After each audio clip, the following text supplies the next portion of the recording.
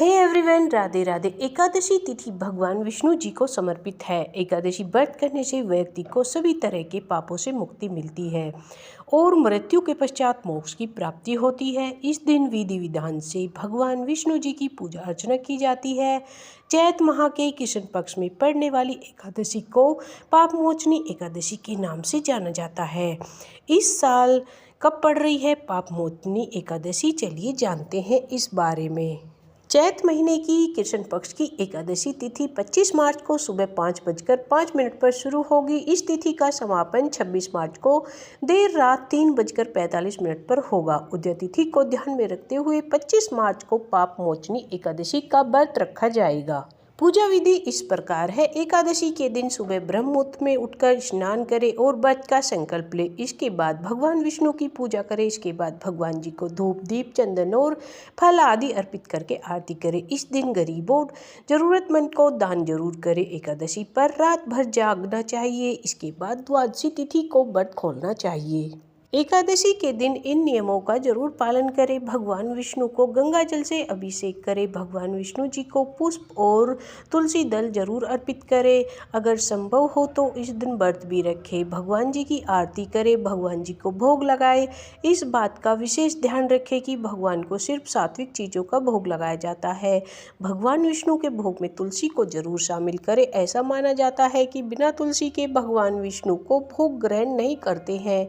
इस पावन दिन भगवान विष्णु के साथ ही माँ लक्ष्मी की पूजा भी करें। इस दिन भगवान का अधिक से अधिक ध्यान करें।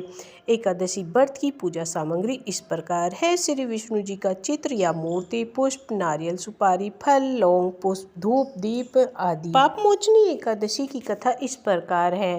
भगवान अर्जुन से कहते हैं, राजा मानधाता ने एक समय में लोमस ऋषि से जब पूछा कि प्रभु यह बताए कि मनुष्य जो जाने अनजाने पाप कर्म करता है उससे कैसे मुक्त हो सकता है। राजा मानधाता के इस प्रश्न के जवाब में लोमस ऋषि ने राजा को एक कहानी सुनाई कि चैत्रथ नामक सुंदर वन में चैवन ऋषि के पुत्र मेधावी ऋषि तपस्या में लीन थे।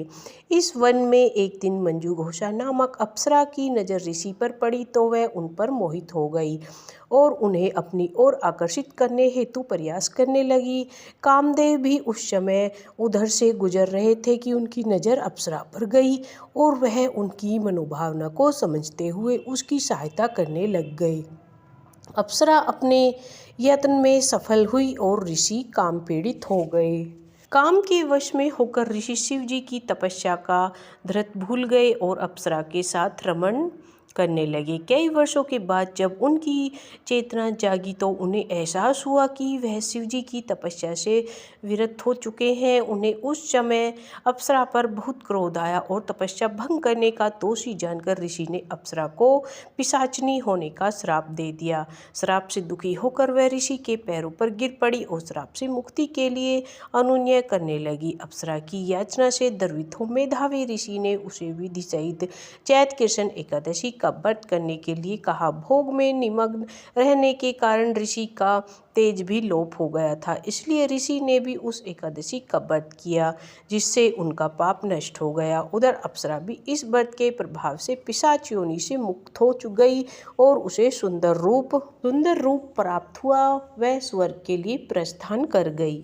एकादशी में शाम की पूजा कैसे करें? जैसे आपने सुबह पूजा की है ऐसे ही शाम को भी पूजा करें। देसी घी का दिया जलाए। फूल माला तो आप सुबह चढ़ा ही चुके हैं तो शाम को इसे ना चढ़ाए। चंदन का तिलक लगाए और तुलसी पत्र अर्पित करें।